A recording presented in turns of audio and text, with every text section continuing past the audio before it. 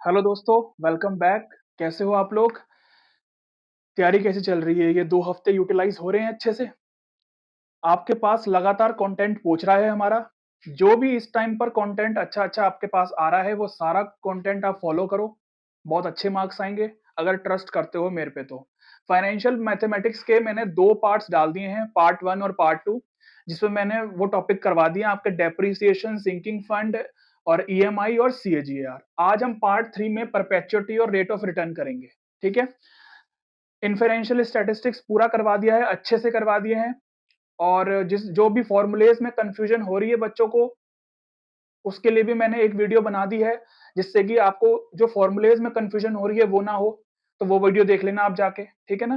Probability पर चारों topic पर अलग-अलग अच्छे से वीडियो डाल दी है, सारे क्वेश्चन कवर करवा दिए हैं, एग्ज़ाम में कोई भी क्वेश्चन आ जाए आप करके आ सकते हो ईज़िली, ठीक है?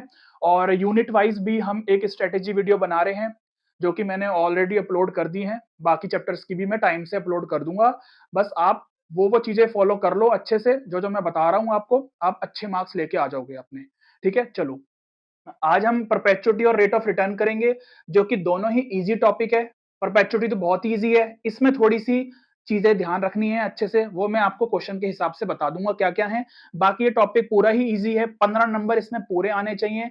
कैलकुलेशन जो लास्ट में जाके आपको ईएमआई और सिंकिंग फंड में करनी होती है बस, वो तो आपको करनी पड़ेगी और कोई ऑप्शन नहीं है, तो उसकी प्रैक्टिस कर लेना क्योंकि एक-एक क्वेश्चन ही आना है एग्ज़ाम में, तो ये तो है नहीं कि आपको 10-10 क्वेश्चन करने हैं। तो टाइम लगेगा, एक-एक क्वेश्चन ही होगा सिर्फ सिंकिंग फंड का और एक ईएमआई का, तो कैलकुलेशन लास्ट में कर लेना, ठीक है ना? चलो तो स्टार्ट करते हैं परपेचुइटी के क्वेश्चन जो कि बहुत सिंपल ही होते हैं परपेचुइटी के क्वेश्चंस, बस इसके अलावा कुछ बनता नहीं है परपेचुइटी में, तो जितने क्वेश्चंस बन सकते हैं हम उतने ही कवर करेंगे, है ना?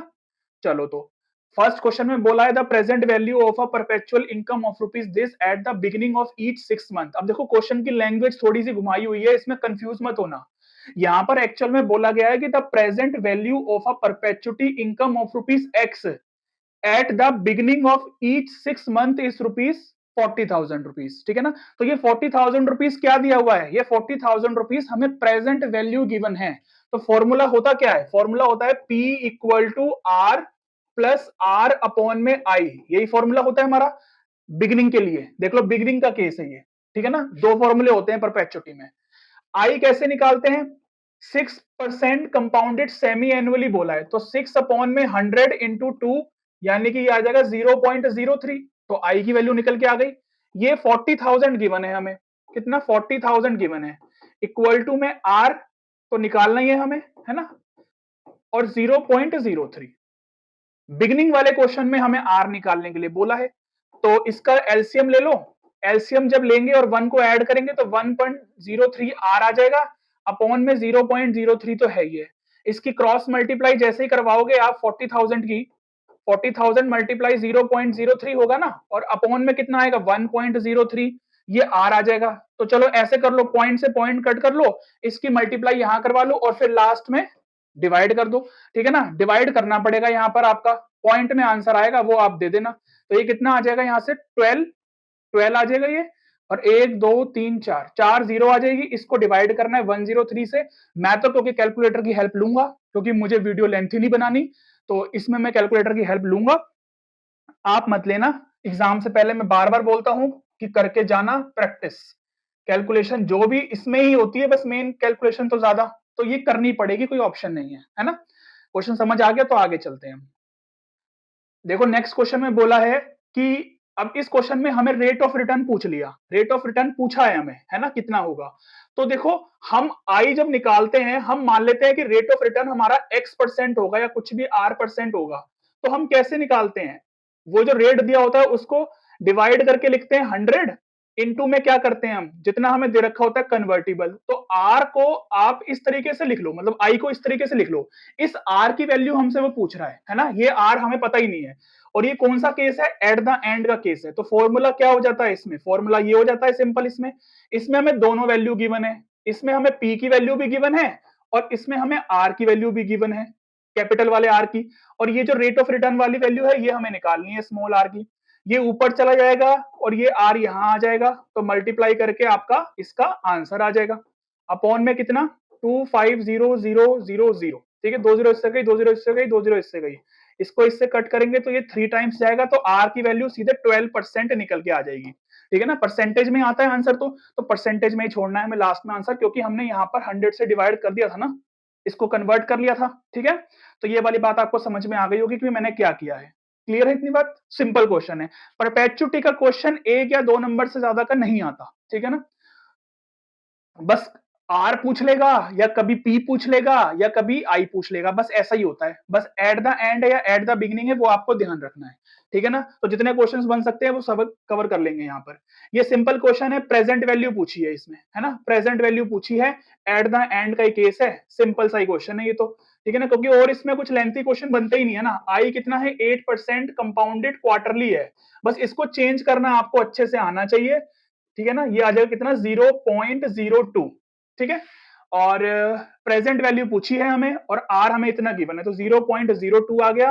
तो पी की वैल्यू यहां से कितनी आ जाएगी, 1 2, इसको कट करेंगे 3 आ जाएगा, तो 3 1 2 3 4। ठीक है ना, ये रुपीस में आ गई हमारी क्या, प्रेजेंट वैल्यू कितनी, 30,000। ठीक है, 30,000 आ गई। क्लियर हो गई, परपेचुटी क्लियर हो गया। बस परपेचुटी में ये दो ही फॉर्मूले याद रखने हैं, एट द एंड वाले और एट द बिगिनिंग वाले। या तो पी पूछ लेगा या आर पूछ लेगा या आई पूछ लेगा। क्लियर हो गई इतनी बात? आई को कन्वर्ट करके लिखना आना चाहिए आपको, और ये आपको बात समझ में आनी चाहिए कि क्वार्टरली के केस में क्या करना होता है, सेमी एनुअली में क्या करना होता है। ठीक है ना, मंथली कह देगा तो मंथली में भी पता कर लेना। चलो नेक्स्ट पर आ जाओ, बस इसके 3 ही क्वेश्चन बन सकते हैं। अब आगे क्वेश्चंस में लेके आ गया हूं रेट ऑफ रिटर्न के। देखो रेट ऑफ रिटर्न वाला क्वेश्चन ना, रेट ऑफ रिटर्न वाला क्वेश्चन ऐसा है कि वो 1 नंबर में भी बन सकता है, 2 नंबर में भी बन सकता है, 3 नंबर में भी बन सकता है। कैसे, अभी करवाऊंगा आगे क्वेश्चन, बढ़िया बढ़िया क्वेश्चन भी है रेट ऑफ रिटर्न वाले।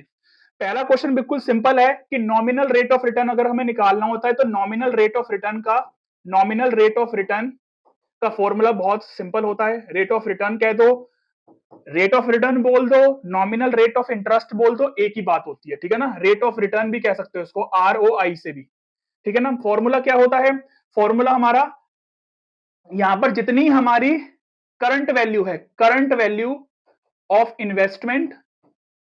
इन्वेस्टमेंट माइनस ओरिजिनल वैल्यू, यानी कि जितनी हमने इन्वेस्ट करी थी, ओरिजिनल इन्वेस्टमेंट वैल्यू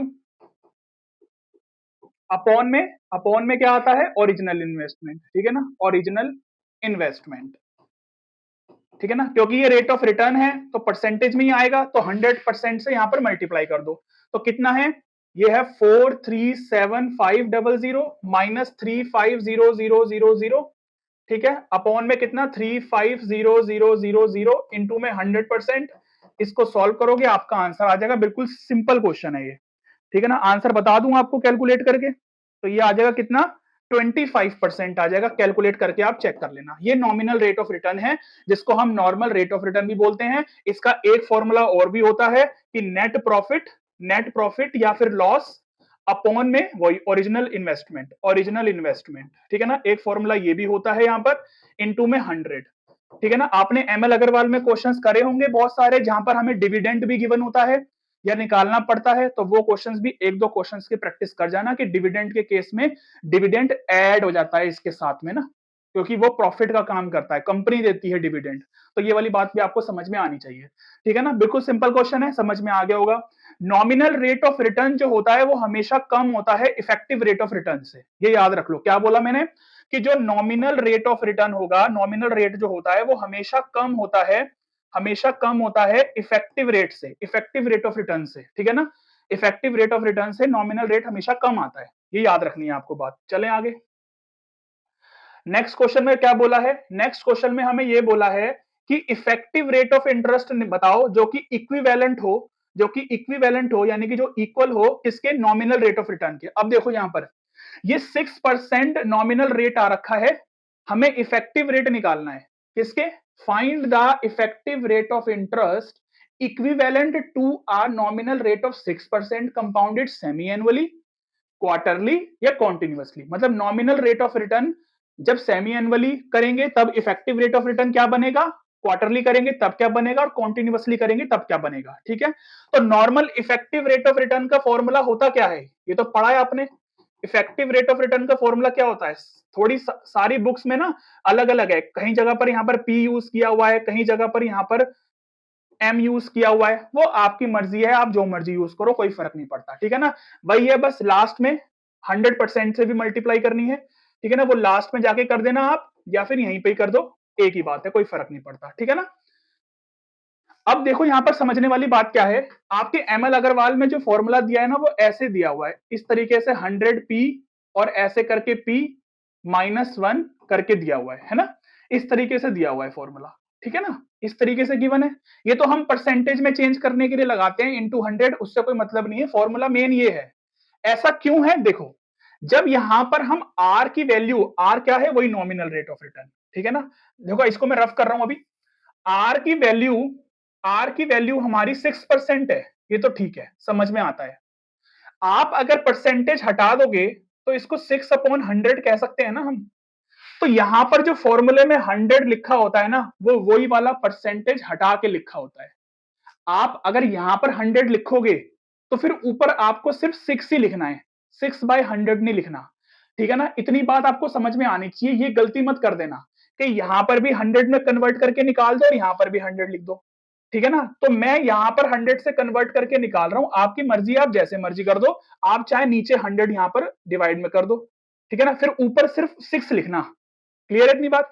चलो, क्वेश्चन ने बोला है सेमी एनुअली बताना है, चलो सेमी एनुअली बताते हैं, सेमी एनुअली बताते हैं। यहां पर हम क्या कर रहे हैं, अच्छा सेमी एनुअली बताना है ना, तो देखो अब यहां पर 2 से डिवाइड भी करूंगा मैं, तो 0.03 आ गया, तो 0.03, ठीक है ना। अच्छा, हाँ सॉरी सॉरी, यहां पर देखो p ऑलरेडी लिखा हुआ है ना, तो वो p का मतलब वही है ना, वो p हमारा वही बताता है कि हम सेमी एनुअली कर रहे हैं, क्या कर रहे हैं। तो हम यहां पर लिख देंगे, ठीक है ना, हम यहां पर लिख देंगे क्या, 0.06 अपॉन में 2, ठीक है ना, इसको ऐसे लिख दो। मर्जी है आपकी, आप इसको देखो, जब मैं इसको कन्वर्ट करूंगा और 2 से डिवाइड करूंगा तो मैं आई तो बन जाता है मेरा, तो आप इसके फॉर्मूले को अगर ऐसे भी लिख दोगे ना, आई की पावर में ऊपर p करके -1 करके भी लिख दोगे तो भी ठीक है, आई अलग से कैलकुलेट कर लेना जैसे आप करते आए हो, क्योंकि आपकी बुक में इस तरीके से दे रखा है तो इस तरीके से पढ़ा रहा हूं मैं, बाकी बात सेम ही है, ठीक है ना। बस इसमें गलती ये मत करना, गलती इसमें ये हो जाएगी आपसे कि अगर आपने यहां पर 100 लिखा है फॉर्मूले में, तो ऊपर आपको सिर्फ 6 लिखना है जो दिया हुआ है, ठीक है ना, और कुछ नहीं करना, ठीक है ना। और ये जो p है, ये हमने सेमी एनुअली के लिए निकाल रहे हैं, तो ये 2 कर दिया। मैंने यहां पर 0.03 नहीं लिखा क्योंकि 2 मैंने नीचे लिख दिया है ना, तो यहां पर 0.06 ही आएगा अब। क्लियर है। चलो, इसको जब मैं सॉल्व करूंगा तो इसको कट करेंगे तो 0.03 आ गया, या जगह 1.03 की पावर 2 -1, ठीक है ना। अब देखो यहां पर क्या हो रहा है, यहां पर मैं लास्ट में कर दूंगा 100%, ठीक है ना। यहां पर क्या हो रहा है, यहां पर हमें 1.03 की पावर 2 ही बोली है, कोई बहुत बड़ा नंबर नहीं है, तो ये कैलकुलेट तो आप कर सकते हो एग्जाम में भी, तो ये एग्जाम मतलब सीबीएसई में आपको ये वाली वैल्यू मिलेगी नहीं, ठीक है ना, ये आपको वो खुद ही कैलकुलेट करवाएगा। तो यहां से आप देखोगे तो कितना आएगा, 0.0609, अब मल्टीप्लाई कर दो 100% से, तो ये निकल के आ जाएगा 6.09%। क्लियर हो गई इतनी बात, बताओ क्लियर हो गई, सिंपल है, ठीक है ना। फॉर्मूले में कंफ्यूज नहीं होना, जिस तरीके का भी फॉर्मूला यूज कर रहे हो उसके हिसाब से देख लेना कि क्या क्या चीजें नोट करने वाली हैं।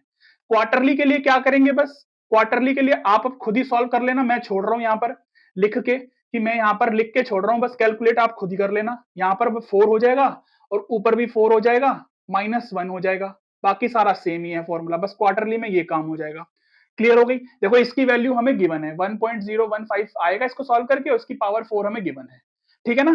क्लियर हो गई इतनी बात। देख लो आप तीनों में सॉल्व जब करोगे ना, तो हमेशा देख लेना इफेक्टिव रेट ऑफ रिटर्न ज्यादा ही आ रहा है हमारा नॉमिनल से, देख लो ज्यादा आ रहा है, थोड़ा सा ही फर्क होता है बट ज्यादा होता है, ठीक है ना, मतलब इफेक्टिव वाला ज्यादा ही आता है। कॉन्टिन्यूअसली के केस में आपको ये फॉर्मूला पढ़ा होगा आपने कॉन्टिन्यूअस वाला, अगर नहीं पढ़ा है तो पढ़ लो, ये तो है हमारा सिलेबस में आएगा।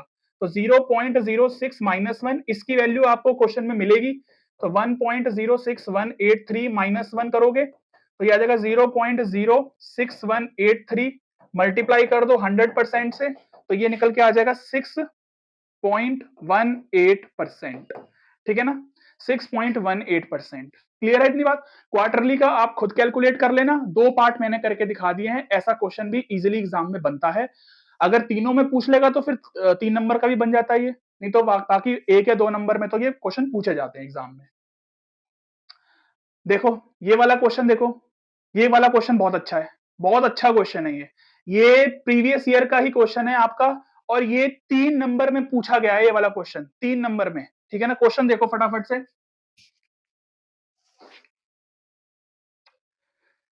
चलो क्वेश्चन देखो। What nominal rate compounded monthly, ध्यान से पढ़ना question, what nominal rate compounded monthly will be equivalent to 6% compounded semi annually. यहां पर इफेक्टिव रेट ऑफ रिटर्न के बारे में बात नहीं हो रही है, इफेक्टिव रेट ऑफ रिटर्न के बारे में बात नहीं हो रही है।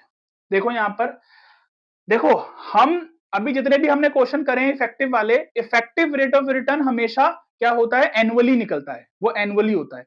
नॉमिनल रेट ऑफ रिटर्न हम सेमी एनुअली और वो सब कैलकुलेट कर लेते हैं, but effective rate of return हम एनुअली बताते हैं, ठीक है ना। तो what nominal rate compounded monthly, वो कहता है कि कितना नॉमिनल रेट मंथली का आए वो इक्वल हो 6% कंपाउंडेड सेमी एनुअली के। समझ में आ रही है बात, कि कितना नॉमिनल रेट ही पूछ रहा है कि नॉमिनल रेट ही कितना मंथली आए कि वो इक्वल हो 6% कंपाउंडेड सेमी एनुअली के। वाह क्या क्वेश्चन है। यहां पर इफेक्टिव रेट ऑफ रिटर्न के बारे में कुछ नहीं बोला, बट यूज उसी का होगा। कैसे, क्योंकि अगर मुझे ये 6% कंपाउंडेड सेमी एनुअली को कंपाउंडेड मंथली में करना है नॉमिनल के लिए ही, तो मुझे उसके लिए 6% कंपाउंडेड सेमी एनुअली जो नॉमिनल वाला दे रखा है, ये 6% कंपाउंडेड सेमी एनुअली भी नॉमिनल ही है, इसको मुझे पहले इफेक्टिव में बनाना पड़ेगा। इफेक्टिव में मतलब यानी कि एनुअली करना पड़ेगा। एनुअली का मतलब इफेक्टिव रेट ऑफ रिटर्न का जो आंसर निकल के आता है एनुअल वाला उसमें।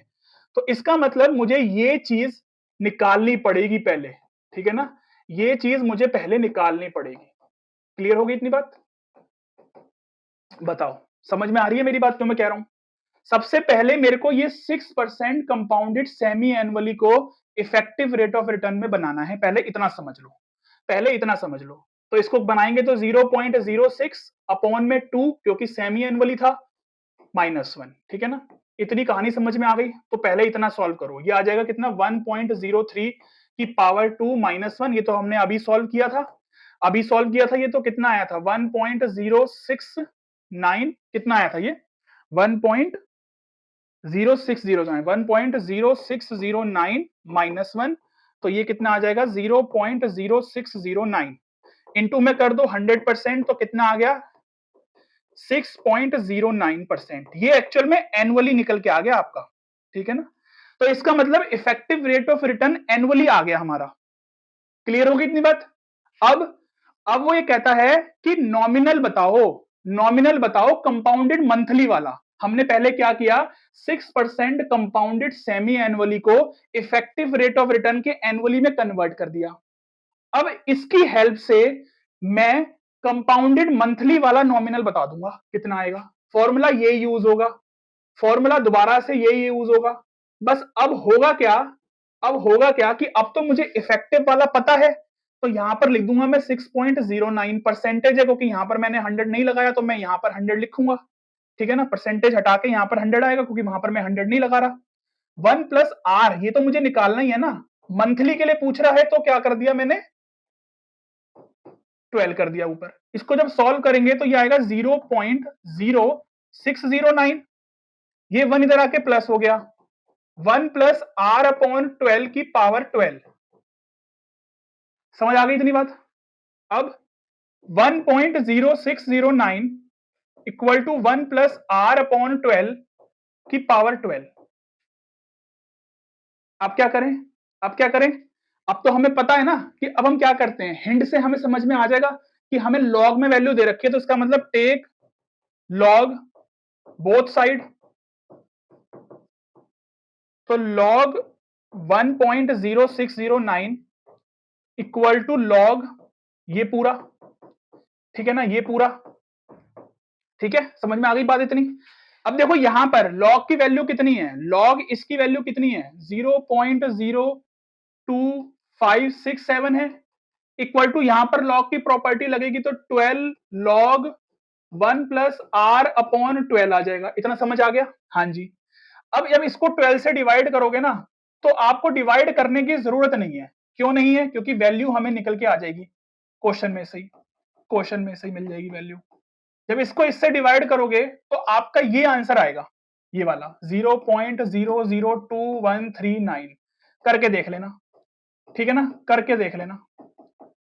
अब हमें क्वेश्चन में एंटी लॉग लेना है इसका, तो इसका मतलब लॉग इधर जाके एंटी लॉग ही होता है, एंटी लॉग ही होता है, ठीक है ना। या तो क्योंकि एंटी लॉग में वैल्यू दे रखी है तो और अच्छा, हमें पता ही है लॉग इधर जाके एंटी लॉग होता है। नहीं तो ऐसा भी हो सकता है कि लॉग इधर जाके ई की पावर में बन जाती है ये वैल्यू। तो अगर क्वेश्चन में ऐसे वैल्यू गिवन आती है इसकी, तो भी बात सही है, तो भी समझ जाना कि क्या कर रखा है ना। इसकी वैल्यू ये रही 1.00493, ये 1 इधर जाके माइनस हो जाएगा, r अपॉन 12 इसको करेंगे 0.00493, मल्टीप्लाई कर देंगे 12 से तो r की वैल्यू आ जाएगी। अब वो मल्टीप्लाई मैं कर लेता हूं कितना आएगा, है ना।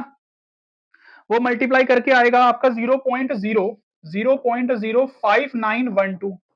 तो क्योंकि परसेंटेज में ही छोड़ना है, 100% से मल्टीप्लाई कर देना, 5.912 आ जाएगा, ठीक है ना। तो इतना ही छोड़ देना, इतना ही छोड़ देना। तो ये आपका आर आ गया। ये जो आर निकल के आया है ना, ये जो आर निकल के आया है आपका, ये आर आपका नॉमिनल रेट निकल के आया है कंपाउंडेड मंथली। समझ में आ गया? ये है फाइनल आंसर। ये क्वेश्चन आपके एक प्रीवियस ईयर में, किसी प्रीवियस ईयर में किसी 3 नंबर का आया था। क्लियर है इतनी बात? तो ये वाली बात आपको समझ में आनी चाहिए क्वेश्चन को कैसे करना है।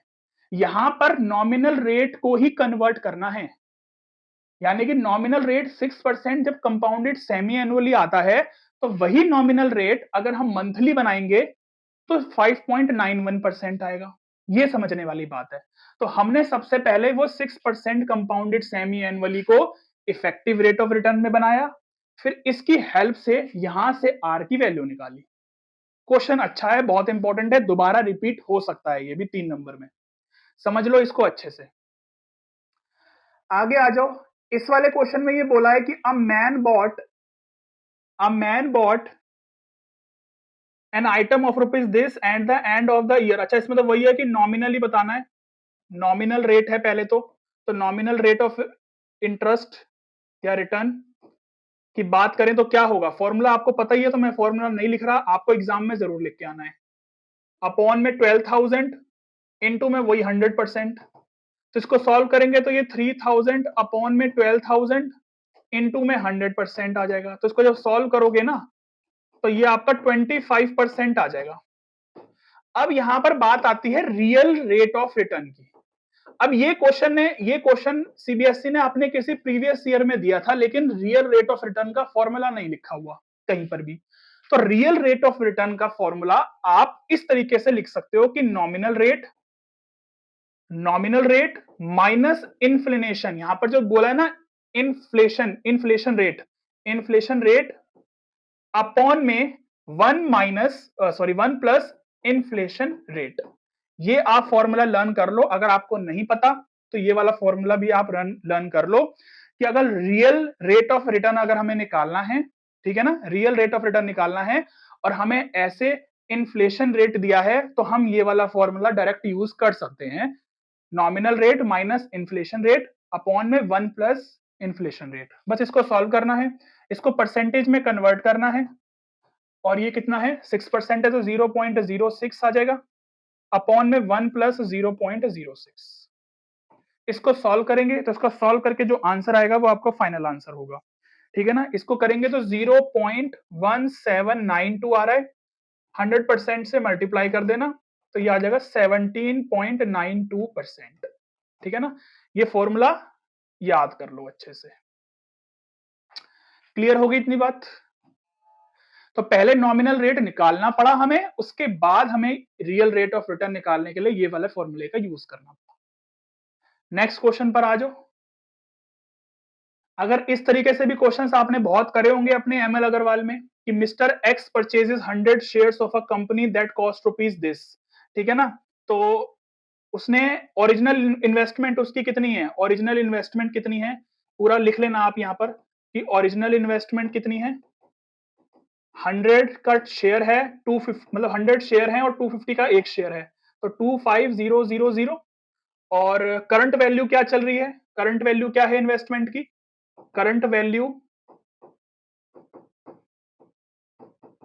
वो है 100 मल्टीप्लाई 300, यानी कि वही 30,000 हो गया। बोला गया है कि कोई ट्रेडिंग कॉस्ट और कोई डिविडेंड नहीं है, तो नॉमिनल रेट ऑफ रिटर्न निकालना है, बस नॉमिनल रेट ऑफ रिटर्न निकाल लो तो कितना आ जाएगा। तो सिंपल ही हो गया अब तो क्वेश्चन ये 30,000 माइनस 25,000 अपॉन में 25,000 इनटू में 100, ठीक है ना। इसको जब सॉल्व करोगे तो सॉल्व करके 5/25 से काटोगे तो 20% आ जाएगा, 20% आ जाएगा। देखो आपने अपने एमएल अग्रवाल में जब हमें डिविडेंड गिवन होता है ना, ऐसे क्वेश्चंस बहुत करे हैं, तो वहां से भी 2-3 क्वेश्चंस की प्रैक्टिस करके चले जाना।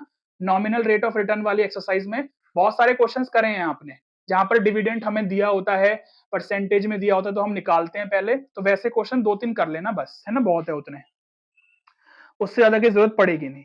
नेक्स्ट क्वेश्चन पर आ जाओ। नेक्स्ट क्वेश्चन में ये बोला है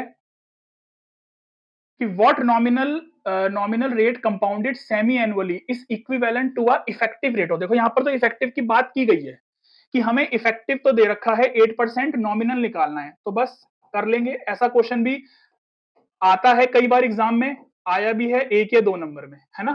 तो इफेक्टिव हमें 8% गिवन है, तो 8/100 कर लो, क्योंकि यहाँ पर 100 नहीं लगाया हमने।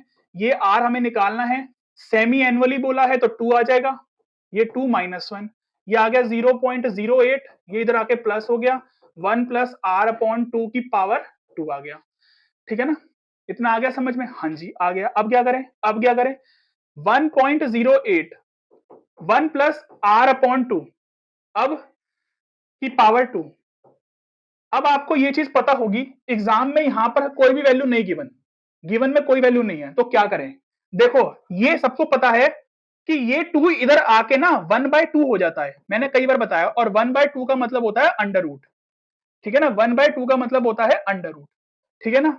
अब यहां से हमें ये 1.08 की वैल्यू निकालनी है। चलो सिखा देता हूं एक बार निकालनी, वैसे तो मैंने बहुत बार सिखाई हुई है, तो इस वजह से और बच्चों को समझ में नहीं आती, तो मैं हर बार अब वो चीज बार बार क्या रिपीट करूं, तभी मैंने बाकी के चैप्टर्स में नहीं बताई वो वाली चीज, क्योंकि मैं ऑलरेडी बहुत बार बता चुका हूं। बट चलो बता देता हूं यहाँ पर एक बार और। पीछे से हम क्या करते हैं, 2-2 का ग्रुप बना के बाहर लगाते हैं, तो पीछे 2 का ये आ जाएगा, ये 1 जब 1 आएगा पहले, ठीक है कट गया, पॉइंट है तो यहाँ पर पॉइंट आ जाएगा, ये 0.8 एक साथ उतरेगा, ये और ये ऐड हो जाता है। इससे छोटा नंबर कब आ सकता है? इससे छोटा नंबर नहीं आ सकता, क्योंकि यहां पर अगर मैं जीरो भी करूंगा तो जीरो पे आएगा वो तो, है ना, जीरो पे आएगा वो तो। अगर मेरी बात समझ में आ रही है ना, अगर मैं यहां पर जीरो कर दूं और फिर यहां पर जीरो लगा दूं, तो तब यहां पर हमारा क्या आ जाएगा, वो चीज जीरो आ जाएगी। अब यहां पर 8 आ गया, यहां पर फिर 20 आ गया, तो अब क्या करें? अब क्या करें बताओ? अब पॉइंट लगा हुआ है, 2 जीरो आ जाएंगी। अब यहां पर देख लो कि पॉइंट के बाद मतलब यहां पर अब क्या करूं मैं, अगर मैं यहां पर 201 वनजा करूंगा तो 201 ही आएगा, नहीं और बड़ा नंबर सोच सकता हूं मैं, तो 203 अगर मैं करूं और 3 से करूं तो 3 3 9, ये हो सकता है। 4 से करूंगा तो बड़ा नंबर हो जाएगा, है ना, देख लो एक बार चेक कर लो, 4 से करूंगा तो बड़ा नंबर ही हो जाएगा। हाँ तो 4 से बड़ा नंबर आ रहा है, तो इसका मतलब 3 टाइम्स जा रहा है, ये 3 टाइम्स जा रहा है, तो हमें इस वाले नंबर से मतलब होता है बस। अब आगे कुछ सॉल्व करने की जरूरत नहीं है, बस पॉइंट के बाद 2 डिजिट आ गई, बात खत्म, ठीक है ना, 2 डिजिट आ गई, बात खत्म, ठीक है ना। निकालना चाहो निकाल देना और भी, तो मैं एक बार देख लेता हूं कि क्या सही है। हाँ पॉइंट के बाद 2 डिजिट तक अगर निकालोगे तो 1.03 आएगा, आगे भी निकाल दो तो एक 9 पर उठ जाएगा ये, ठीक है ना, वो आप कर लेना निकाल के। अब समझ में आ गया होगा माइनस करके कैसे करना है। R/2 आ गया, इसको इधर से मैंने माइनस कर दिया, 2 की मल्टीप्लाई करूंगा तो कितना आ जाएगा ये, ठीक है ना। उसके बाद 100% से मल्टीप्लाई कर दूंगा तो कितना आ जाएगा, R मेरा 7.8% आ गया। तो 7.8% सेमी एनुअली, जो कि इक्वल होगा 8% कंपाउंडेड एनुअली के इफेक्टिव रेट ऑफ रिटर्न वाला 7.8%, ठीक है ना। समझ में आ गया होगा कैसे किया है, ठीक है ना। यहां पर मैंने पॉइंट के बाद 3 डिजिट इस वजह से ली है, क्योंकि आंसर यहां पर पॉइंट के बाद 1 डिजिट तक तो निकालूं कम से कम, इस वजह से यहां पर मुझे आंसर पॉइंट के बाद 3 डिजिट तक लेना पड़ा। ले सकते हो आप देख लो यहां पर ले सकते हो, जब मैं यहां पर करूंगा तो कितना आया था ये 3 टाइम्स में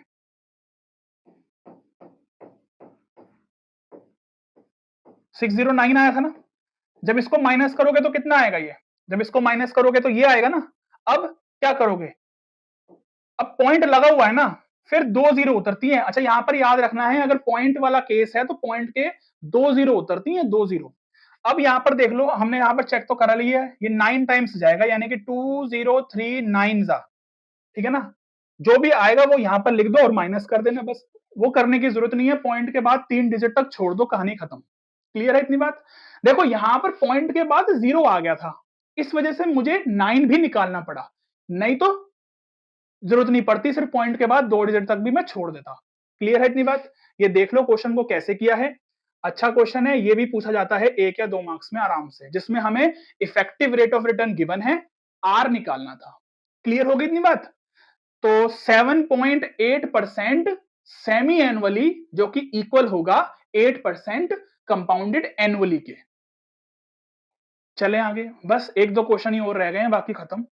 नहीं लास्ट ही रह गया, खत्म, लास्ट ही रह गया, हो गए कंप्लीट। सारे टाइप के क्वेश्चंस करवा दिए मैंने, बस जिसमें डिविडेंड परसेंट वगैरह जो दिए होते हैं वो आपके एमएल अग्रवाल में बहुत सारे दिए हुए हैं क्वेश्चंस, तो इस वजह से मैंने यहां पर नहीं करवाए हैं। वो अगर क्वेश्चन आपको चेक करने हैं तो उसकी प्लेलिस्ट जाके आप देख लेना, पूरे फाइनेंशियल मैथमेटिक्स के हर एक टॉपिक की एमएल अग्रवाल की एक्सरसाइज करवाई हुई है। अगर 2-3 क्वेश्चंस आपने देखने हैं वो डिविडेंड वाले तो देख लेना। ये क्वेश्चन देखो कि मिस्टर एक्स टू का loan of rupees this for 6 month, lander deduct 200। ये क्वेश्चन थोड़ा सा अलग है, बस ध्यान से समझ लो इसको, कि मिस्टर एक्स ने 2000 का लोन लिया 6 महीने के लिए। जो लेंडर है, जो उसको लोन दे रहा है, उसने 200 रुपए अपने इंटरेस्ट के पहले ही काट लिए। ऐसा ही होता है ना। देखो आप अगर कहीं पर भी इंटरेस्ट पे पैसे देते हो तो आपका इंटरेस्ट पहले ही काट लिया जाता है, मोस्टली यही होता है ना। तो यहां पर भी वही हुआ है। Find the effective rate of interest charge by the lender. Effective rate of return पूछ रहा है, चार्ज बाय द लेंडर। यहां पर मैं लिख रहा हूं कि interest charge for 6 month, 6 month के लिए कितना इंटरेस्ट चार्ज किया है उसने 2000 पर। मतलब वैसे तो 200 इंटरेस्ट है ना, 200 रुपए का इंटरेस्ट है, अमाउंट में है ना वैसे। तो वैसे अगर हम देखें तो कितना है, 200 अपॉन में 1800 करना है। बस यहां पर ये समझने वाली बात है, यहां पर ये समझने वाली बात है कि interest charge for 6 months equal to 200 upon 1800 करके, ठीक है ना। इस तरीके से आपको ये चीज याद रखनी है कि 2000 का लोन का अमाउंट था, 200 उसमें से डिडक्ट हो गया, तो ये 1800 कैसे निकल के आया है, 2000 माइनस 200 करके, क्योंकि उसके हाथ में तो 1800 रुपए ही आए हैं ना, ठीक है ना। और इंटरेस्ट कितना था, 200 था, तो 200 अपॉन 1800 कर दिया। इसका क्या यूज होगा अभी बताता हूं। जो हम यहां पर क्वेश्चन में आर अपॉन में पी की पावर p माइनस 1 यहां पर हम करते हैं ना, ये चीज हम करते हैं ना यहां पर। तो यहां पर ये वाली चीज जो होगी ना, ये जो r अपॉन पी जो पूरा है ना, ये पूरा एक्चुअल में हमने निकाल के लिखा हुआ है 1/9। ये पूरा निकाल के हमने 1/9 लिखा हुआ है। इतनी बात समझ में आ गई, बताओ इतनी बात समझ में आ गई। क्योंकि वो कह रहा है कि interest charge for 6 months, 6 months के लिए मतलब 6 मंथ पर चार्ज हो रहा है इंटरेस्ट, तो 2 होगा क्योंकि सेमी एनुअली है, ठीक है ना, सेमी एनुअली की बात हो रही है। ये जो 1/9 है ना, ये पूरी एक अमाउंट निकल के आ चुका, मतलब एक पूरा जो इंटरेस्ट का हमारा जो पार्ट है ना वो निकल के आ चुका है। इसमें हमें आर को अलग नहीं देखना, पी को अलग नहीं देखना, ठीक है ना। ये हमारा 1/9 पूरा निकल के आ चुका है। तो ये वाली बात समझ में आनी चाहिए इसमें। जब इसको हम सॉल्व करेंगे तो ये हमारा कितना आएगा, 9 + 1 10/9 यानी कि 100/81 -1, तो ये कितना आ जाएगा 19/81। इसको 100% से मल्टीप्लाई कर देना, आपका आंसर आ जाएगा। वो मैं बताता हूं कितना आएगा, 23.46। फाइनल आंसर जो आपका आएगा ना वो 23.46% आएगा। ये क्या है, ये इफेक्टिव रेट ऑफ रिटर्न है एनुअली, ठीक है ना, ये एनुअली है। यहां पर मैंने 2 क्यों लिखा, क्योंकि 6 मंथ था ना, तो इसका मतलब क्या हो गया, सेमी एनुअली, सेमी एनुअली है, तो 2 लिखेंगे यहां पर। यहां पर मुझे कुछ नहीं करना, ये पूरा 1/9 ऐसे का ऐसे ही उठा के लिखना है जो ये वाला काम किया है। तो ये क्वेश्चन थोड़ा सा हटके हो गया, ठीक है ना। ये क्वेश्चन कहां से है, आपकी एमएल अग्रवाल का एग्जाम्पल है ये वाला, ठीक है ना, एग्जाम्पल है। तो आप देख लेना, चेक कर लेना, वहां पर भी आपको मिल जाएगा। बाकी जितने क्वेश्चंस कवर करवा दिए हैं इन तीनों पार्ट्स में, इससे बाहर नहीं आएगा, ठीक है ना। ऐसे ही क्वेश्चंस घुमा फिरा के आएंगे। बहुत अच्छे क्वेश्चंस करवाए हैं, ज्यादा क्वेश्चन नहीं करवाए हैं, तीनों पार्ट में 10-10 क्वेश्चंस हैं बस, उसी में ही पूरा का पूरा 15 मार्क्स कवर हो गया। और ये ही आपका पूरा एक स्कोरिंग है। इसमें से 15 में से 15 आने चाहिए आपके। फॉर्मुलेज वगैरह जरूर लिख के आना, इसमें कैलकुलेशन अच्छे से करके आना। थोड़ा सा टाइम लग रहा है, लगा लेना एग्जाम में कैलकुलेशन, बट कर लेना पूरी, नहीं तो एग्जाम में आपका लास्ट में आके आधा एक नंबर कट सकता है। ठीक है ना, तो इतना मत करना। और जिन भी बच्चों को इन्फेरेंशियल स्टैटिस्टिक्स में प्रॉब्लम आ रही है, मैंने वीडियो अपलोड कर दी है, 2 पार्ट में वीडियो है, पूरा डिटेल में समझा दिया किस टाइप के क्वेश्चन बन सकते हैं थ्योरी में, फॉर्मुलेज और न्यूमेरिकल वाले सब करवा दिए हैं। एक वीडियो और अपलोड कर दी है जिसमें बच्चों को प्रॉब्लम आ रही है कि सर फॉर्मूले में बहुत कंफ्यूजन हो रही है, वो वाली वीडियो जाके चेकआउट कर लो, जो कंफ्यूजन है वो भी क्लियर हो जाएगी। ठीक है ना, यूनिट वाइज स्ट्रेटेजी वीडियो हमारी आ रही है, उसको साथ में फॉलो करो, उसके हिसाब से अपना शेड्यूल बनाओ, प्लान करो अपने 2 हफ्ते का, और आपका मामला सेट हो जाएगा, अच्छे मार्क्स लेके आओगे, क्योंकि टाइम अभी बहुत है। ठीक है, मिलेंगे आपसे नेक्स्ट वीडियो में। तब तक के लिए क्या करना है, आपने 2 ही काम करने हैं बस, पढ़ाई करनी है और वीडियो को लाइक शेयर करना है, और कमेंट करके बता देना कि कैसा लगा और क्या चाहिए आपको। ठीक है, चलो मिलेंगे नेक्स्ट वीडियो में, बाय बाय।